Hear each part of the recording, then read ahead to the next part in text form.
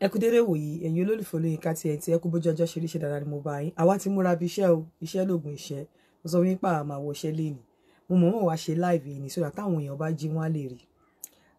nǹkan tí mo fẹ́ sọ ó dá lórí ọ̀rọ̀ tí èèyàn kan mú wá bá mi ọkùnrin yẹn jẹ́ 67 ìyàwó ẹ̀ jẹ́ 65 ó wá ní kí bá òun wá obìnrin pé òun wá obìnrin pé ìyàwó òun refuse okó dídó pé so àwọn ti separate mo wá béèrè lẹ́yìn pé how many years not to were married ó ní 37 years ó láwọn ti separate nígbà míì ẹ̀yin ọkùnrin tí Ọlọ́run ò bá fún yín ní ìyà ọjọ́ alẹ́ ẹ má fúnra ara yín wá ìyà ọjọ́ alẹ́ fúnra yín I stand to be corrected gbogbo obìnrin tó bá fẹ́ àgbàlagbà young girls tó lọ fẹ́ àgbàlagbà ẹ lọ wò wọ́n àgbàlagbà yẹn láti lówó lọ́wọ́ lára nǹkan tó dẹ̀ ṣe fẹ́ àgbàlagbà yẹn owó wà ń bẹ tó bá ní kò rí bẹ́ẹ̀ kan bọ́ta kan wá ṣe pè sí kò sí ọmọ kékeré tó máa lè sọ pé òun fall in love pẹ̀lú àgbàlagbà láì jẹ́ pé àgbàlagbà yẹn gbé owó dání kò sí àwọn náà dẹ̀ máa ń forfeit àwọn nǹkan ó máa ń ní àwọn nǹkan kan náà táwọn náà máa ń sacrifice ní àwọn ọmọdé tó lọ fẹ́ àgbàlagbà yẹn imagine kọ́ obìnrin jẹ́ 30 or less than 30 kó lọ fẹ́ bàbá 60 owó láti wà ń bẹ́ẹ̀ àwọn náà máa ń sacrifice torí ní àwọn àgbàlagbà tó bá dé èjì kan tó bá lówó lọ́wọ́ àwọn òórùn kan máa ń jáde lára wọn tó bá lówó tó lè fi túra ṣe àwọn àgbàlagbà àgbà wọn wá búra béèwé òṣìẹ rí ni àwọn ìfẹ́ tútù jòjòló kò lè sí mọ́tọ́kùnrin bá ti dàgbà dé stage kan so I stand to be corrected ogbo obìnrin láyé tó jẹ́ ọmọdé tó lọ fẹ́ àgbàlagbà kò sí obìnrin tó máa lọ fẹ́ àgbàlagbà láì ní owó nínú àwọn obìnrin tó máa lọ fẹ́ àgbàlagbà láì ní owó nínú làwọn obìnrin jẹ́ pé àwọn náà ti bímọ bóyá wọn ò fẹ́ bímọ mọ́ àwọn náà ní tiwọn lọ́wọ́ bẹ́ẹ̀ pé obìnrin young girl tí ò tí ṣàbíamọ rí tó wá lóun fall in love pẹ̀lú àgbàlagbà bá ńlá rọ́ ni owó yẹn ló kọ́kọ́ fall in love pẹ̀lú later tí ọmọ bá ti wá ń wọ̀ ló ṣe máa ń develop owó ipe òun kò ní wọn ní choice than to love ni láti gbà gẹ́gẹ́ bí bàbá ọmọ wọn ni ipe àwọn kan fall irọ́ ni bàbá ńlá rọ́ ni owó wà ń bẹ owó ni so tó bá ti wá jẹ́ àgbàlagbà tó ti ń wọ bí 65 tí o ti wọ 67 tí o ní owó lọ́wọ́ tí o dẹ̀ níyàwó tó jẹ́ 65 jọ nítorí Ọlọ́run kí ló fẹ́ fìyàwó ẹ lẹ́fun kí ló fẹ́ fìyàwó ẹ lẹ́fun the best thing wọn bá tó bá wà lọ́wọ́ ẹ tíyàwó ò bá fún ẹ ló gbòdò fi owó wá òbò tó máa dó tí ò bá ṣe rí nígbà tí ìyàwó bá ti wọ 65 tí wọ́n ti wọ 67 tí gbogbo àwọn ọmọ ti dàgbà tí ìyàwó lè lọ travel lọ rí àwọn ọmọ ayé sọ ọ̀rọ̀ ni kó máa sọ pé nítorí pé kò dáná fún mi nítorí kò fọṣọ mi nítorí kò fún mi lóbòdó nítorí ẹ̀ mo fẹ́ filẹ̀ irọ́ má ṣe bẹ́ẹ̀ gẹ́gẹ́ bí ọkùnrin àgbàlagbà nítorí nígbà míì tó bá wà pẹ̀lú obìnrin tẹ́yin méjèèjì ti dàgbà àwọn advantages kan wà tó máa rí látara àwọn ọmọ túngbà tí ọmọ bá tẹ́ bá jọ wà together pẹ̀lú ìyàwó ẹ nígbà yẹn ó máa easy fún ẹ láti access àwọn ọmọ ju wípé kí ìwà ìyàwó ẹ kẹ́ wá fúnra yín lẹ̀ at that stage nígbà míì gan tí obìnrin bá wà lọ́dọ̀ ẹ tó ti dàgbà bẹ́ẹ̀ yẹn tí àwọn ọmọ bá rí pé òun tọ́jú ẹ ìyẹn lè ṣe òǹfà kí àwọn ọmọ yẹn tún love ẹ mọ́ pé òun fi ìyá àwọn ọlọ́kàn balẹ̀ òun jẹ́ kí ìyá àwọn lọ síbikíbi tó bá wù àwọn ìyá àwọn ń wá sọ́dọ̀ àwọn á jẹ́ kó ní easy kó lè access àwọn ọmọ ẹ̀ easily bẹ́ẹ̀ ńgbà tọmọ ìyá bá ti pé 65 tí wọ́n ti pé 67 tó wá lo filẹ̀ òbòwò ló fẹ́ dóńgbà ẹ̀ mú owó kó fi dóbò ń ta kówó dání gba chef tó máa fowó ṣoúnjẹ aṣọ fífọ̀ wá ọkùnrin tó máa bá yín fọṣọ nulẹ̀ àsìkò yẹn kọ́ lòun fi ọ sórí àsìkò yẹn obìnrin tó fẹ́ keep nígbà yẹn kì í ṣe nítorí ìfẹ́ mọ́ kì í ṣe torí pé fẹ́ ṣe dẹ̀dẹ̀ mi mọ́ nítorí wípé kò lè máa ní access sáwọn ọmọ ẹ easily nítorí pé kò lè máa ní àwọn nǹkan kan ètò sí àwọn ọmọ ẹ kì í ṣe pé kó wá fún ẹ lówó but tí ìyá ò bá sí lọ́dọ̀ ẹ ìwọ̀nba làwọn ọmọ nígbà míì ìwọ̀nba làwọn ọmọ máa káràmásìkí ẹ mọ́ but tí ìyá bá wà ní sàkání ẹ bọ́n ṣe ń káràmásìkí ìyá wọn náà máa ṣe káràmásìkí ẹ kì í ṣe pé wọ́n fi ṣèkà wọn ò fi ṣèkà ní èjì yẹn tó bá lè fi ìyá wọn lẹ̀ àbò ní excuse láti fi ìyá wọn lẹ̀ fúnra rẹ̀ ló break bond yẹn láàrin ìwọ àtàwọn ọmọ ẹ̀ wọ́n á get to you but kò ní dàbí pé kí ìwọ àtìyàwó 37 years tó jẹ́ ìyá wọn bó tiẹ̀ jẹ́ pé ìyá wọn lè má sí lọ́dọ̀ ó lè pé lọ́ ń wo àwọn ọmọ bẹ́ẹ̀ àwọn ọmọ yẹn wọ́n sì máa protect interest yẹ out of sight is out of mind tó bá ti lè fìyà wọn lẹ̀ at that age interest ẹ ò ní wà protected as much as bó ṣe yẹ kó ṣe protect ẹ tí wà tìyà wọn bá wà so nígbà tí ọkùnrin bá ti pé 67 tó ò ti ní owó gidi lọ́wọ́ tó lè fi fẹ́ ìyàwó míì ìwọ̀nba tó bá wà lọ́wọ́ ẹ̀ lọ fi wó bòdó ń ta àwọn fi wá àwọn tó máa dó ẹ tó máa massage ara ẹ massage ẹpọn ẹ torí fẹ̀kàn tẹ́lẹ̀ nígbà yẹn obìnrin lè má ráyè oko dídó mọ́ nínú kó lọ wọ ọmọ kan l'Amẹ́ríkà lẹ́nìí kó lọ́la kó lọ wọ ọmọ kan ní London bọ̀ tó bá wà ń bẹ̀ tí wà àti ẹ sì jọ wà wọ́n á pè ẹ́ látọ̀ wọ́n á bẹ ẹ sọ̀rọ̀ wọ́n dẹ̀ ń gbádùn ara ẹ níbi tó wà tí ìyá bá ń bọ̀ wọ́n á rẹ ẹrù ẹ sínú ẹrù wọ́n á fi nǹkan ránṣẹ́ sí ẹ bẹ̀ tó o bá ti lọ fi ìyá yẹn lẹ̀ at that age there is tendency tó o dẹ̀ rówó láti fẹ́ obìnrin míì there is tendency pé kí ìyá ọjọ́ alẹ́ padà jẹ́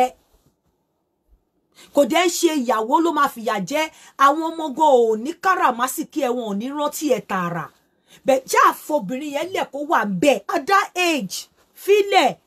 kò bí ò bá wúlò fún kí o kó tí ò wúlò fún oúnjẹ mọ́ tí ò wúlò fáṣọ fífọ̀ mọ́ filẹ̀ keep ẹ nítorí interest àwọn ọmọ ẹ keep ẹ nítorí àti máa ní access sí àwọn ọmọ ẹ keep ẹ nítorí pé o fẹ́ kí àwọn ọmọ yẹn lè máa rántí ẹ lóòrèkóòrè látara ẹ and even that time it's a very sensitive time láti gbógun láti má jẹ́ kí ọkàn ìyàwó ẹ balẹ̀ nítorí àwọn ọmọ torí time yẹn wọ́n ń wo ẹ̀yin méjèèjì time yẹn àwọn ọmọ ti gbàlágà wọ́n ti lè mú ìyá wọn kúrò lọ́dọ̀ ẹ so tó bá di ọjọ́ alẹ́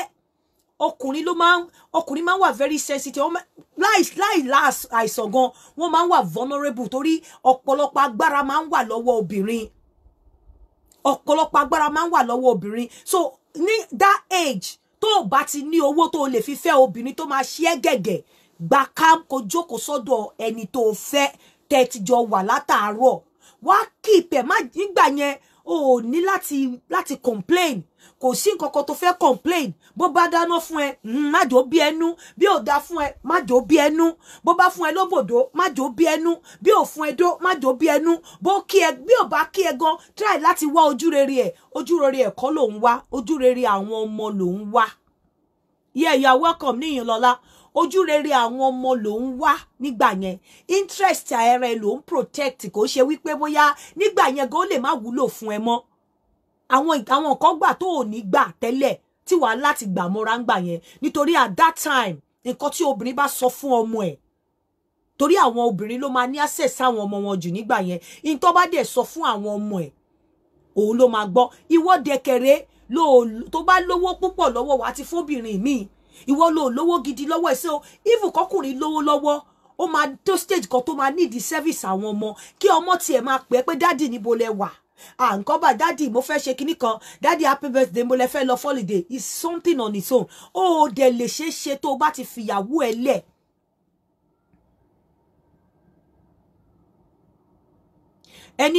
what about man of 70 years that left his family in Germany and came to Nigeria to marry a 35-year-old lady man? Though they plan to relocate fully to Nigeria, but the wife says she's not ready to go. Nígbà tó bá lóun fẹ́ relocate, tíyàwó bá lóun ò lọ, á ṣá fẹ́ yàwó. Bẹ́ẹ̀ pẹ̀lú ẹ̀ náà, 35 tó fẹ́ yẹn,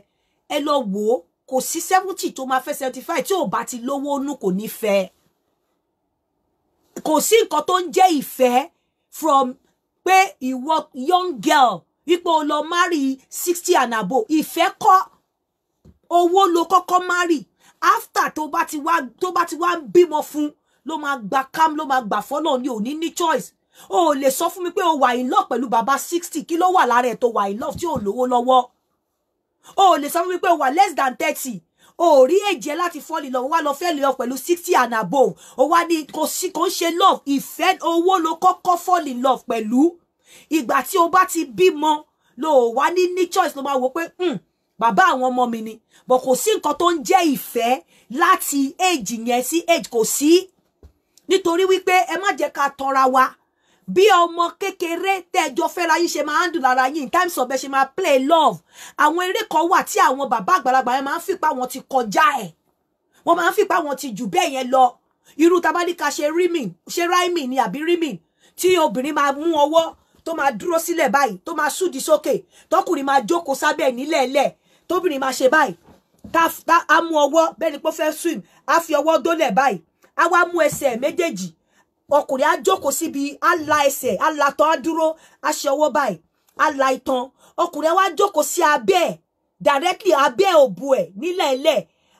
obìnrin á wá fi ẹsẹ̀ méjèèjì á fi gbá ọkùnrin pọ̀ sáàrin báyìí á wá ru ìdí yẹn sẹ́yìn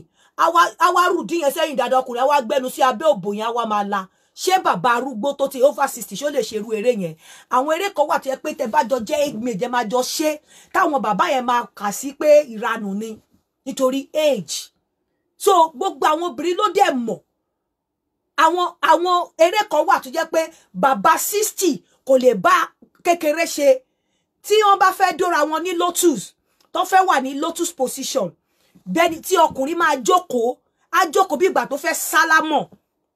ẹ mọ bó ṣe máa ń jókòó sára tó máa fẹ́ sálámọ̀ yẹn bí ìgbà tọkùnrin fẹ́ sálámọ̀ á jókòó obìnrin á wá jókòó sórí orí ìtọ̀ ẹ̀ tó ẹ mọ̀ pé ó máa cross ẹsẹ̀ wọlé bẹ́ẹ̀ ni pé ó fẹ́ sálámọ̀ lẹ́kọ̀ọ́ obìnrin á wá jókòó ẹni tó fẹ́ dó á wá jókòó sórí ìtọ̀ ẹ̀ méjèèjì á wá pẹ̀ mọ́ níbi iwájú báyìí á wá gbé òbò sí orí okó ẹ̀ wá máa do àwọn bàbá tó ti 60 and above wọn ò lè assume that position láíláí so ṣe rí àwọn ọmọdé tó lọ ń fẹ́ 60 and above tó ti bímọ rí àwọn náà ní challenges àwọn náà ní nǹkan tí àwọn ò gbádùn kò sí ọkùnrin tó ti over 60 tó lè jókòó rùkú yẹn láti dóbò so àwọn náà ní àwọn nǹkan tí wọ́n lose